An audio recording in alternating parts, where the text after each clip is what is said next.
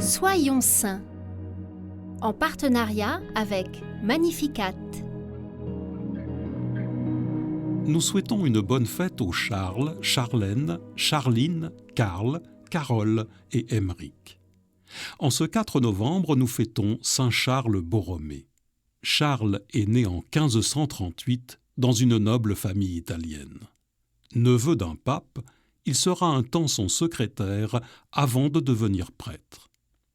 Nommé archevêque de Milan, il parvient à mener à son terme le Concile de Trente, pourtant suspendu depuis 8 ans.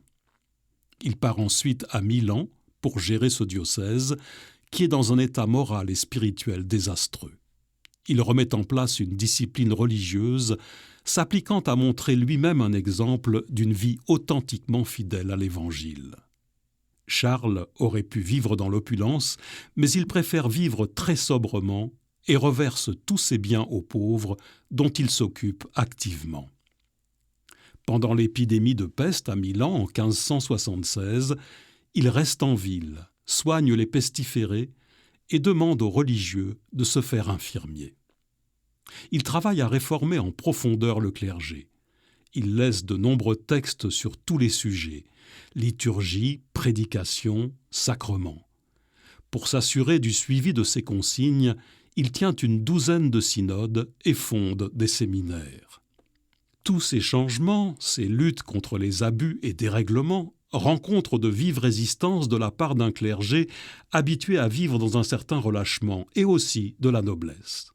Un attentat est même fomenté contre Charles, qui le blesse superficiellement.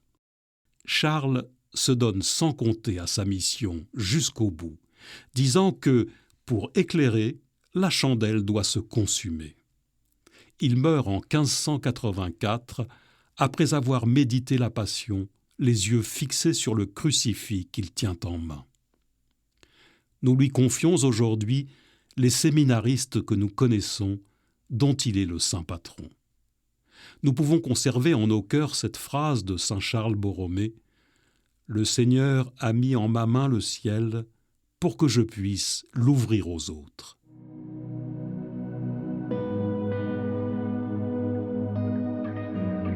Il nous appartient à chacun, religieux comme laïcs, de prendre notre part dans l'Église en commençant par nous convertir nous-mêmes sans relâche.